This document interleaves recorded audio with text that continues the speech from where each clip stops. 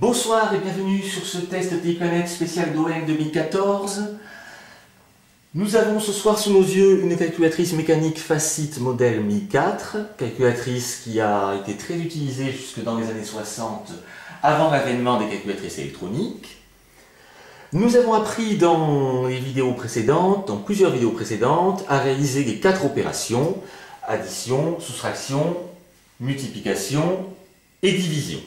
De base, cette calculatrice ne permet que 2 opérations élémentaires, l'addition et la soustraction. La multiplication, nous l'avons réalisée en suivant une série d'instructions que je vous ai détaillées, c'est-à-dire en suivant un algorithme. Nous venons donc dans la vidéo précédente de voir comment diviser, et nous allons approfondir un petit peu ce soir pour terminer la technique de division. Si par exemple, je veux diviser 4553 par 356. Donc, nous avons vu les séries d'opérations à effectuer dans la vidéo précédente. Donc, on réinitialise les 3 registres, qui sont registre résultat, registre compteur, qui compte le nombre de tours de manivelle dans un sens ou dans l'autre.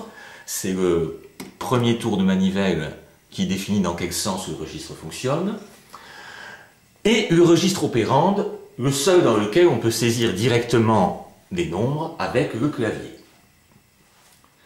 Donc pour diviser 4553 par 356, on saisit 4553, on le passe dans le résultat en l'additionnant, au résultat qui actuellement vaut 0, on réinitialise l'opérande et le compteur. On saisit donc 356. Donc, et là, au niveau de la multiplication, nous avions dit que nous réalisions un algorithme avec une boucle pour. Et là, ce qu'on va faire, c'est un algorithme avec une boucle tant que. Nous allons, au résultat qui est actuellement affecté à 4553, nous allons soustraire 356, tant que le résultat reste strictement supérieur à 356. Non, pardon. Tant que le résultat reste supérieur ou égal à 356.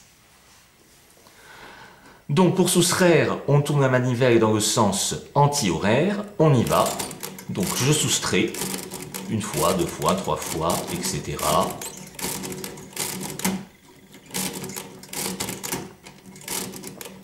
Je suis à 637, encore une fois.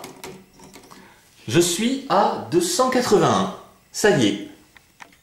Donc regardons d'un petit peu plus près. Dans le registre résultat, j'ai 281. Donc c'est la première itération qui devient strictement inférieure au diviseur qui était 356. C'est-à-dire que j'obtiens dans le résultat le reste. Et le quotient, nous avions dit, nous l'obtenons dans le registre compteur, c'est le nombre de tours de manivelle. Voilà, donc on va s'en refaire un. Donc je réinitialise. Alors, 3567 divisé par 423. Donc, j'affecte 3567 au registre 3, donc on surnomme entre nous registre résultat. Je réinitialise les registres 2 et 1. Maintenant, je m'intéresse donc au diviseur, qui est de 423. Voilà. Et nous allons maintenant réaliser l'algorithme. Donc, tant que le registre 3 reste supérieur ou égal à 3567, soustraire 423, c'est-à-dire tourner la manivelle dans le sens anti-horaire. Donc, on y va.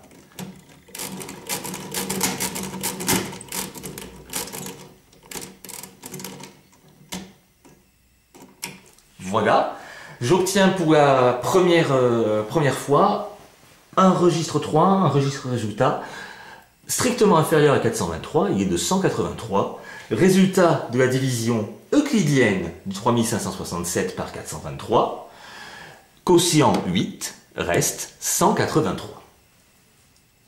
Bon, on va terminer par une dernière amélioration de cet algorithme, qui va rajouter une étape, mais malgré une étape supplémentaire, vous allez voir, ça va nous faire aller plus vite.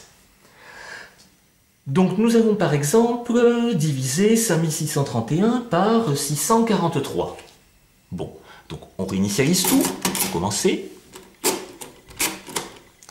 Alors on y va, donc 5631, que je saisis et que j'affecte au registre résultat. Voilà.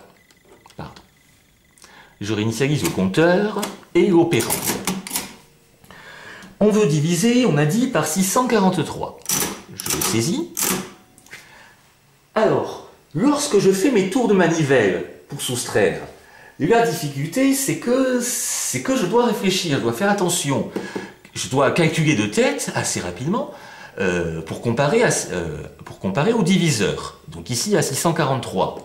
Et je dois réagir au moment où il devient strictement inférieur à 643. On peut faire autre chose. Regardez. Je vais tourner donc dans le sens anti-horaire. Pour l'instant, je fais ça doucement, donc ça va prendre du temps.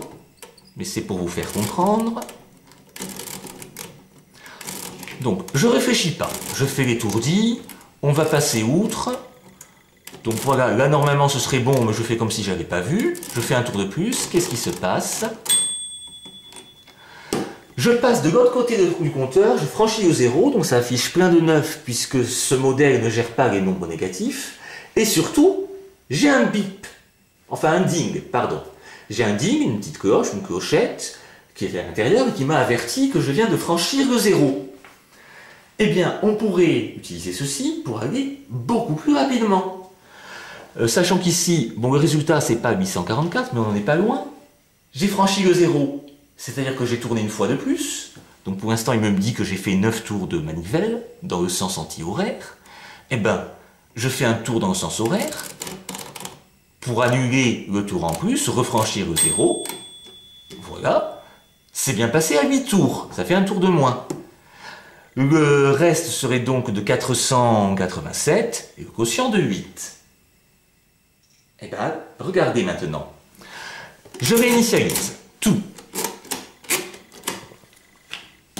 On va faire 4553 divisé par 356. Donc 4553 qu'on passe dans le résultat. Je réinitialise, donc l'opérande, le compteur.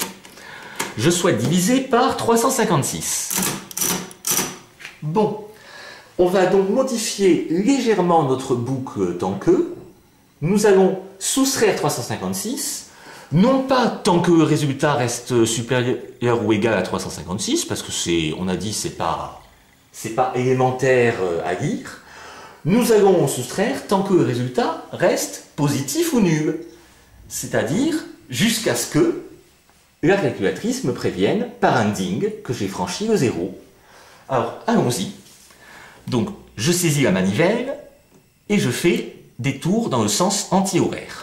Et alors là, donc, je peux y aller très vite puisque de toute façon, je n'ai rien à comparer, c'est la calculatrice qui va m'avertir.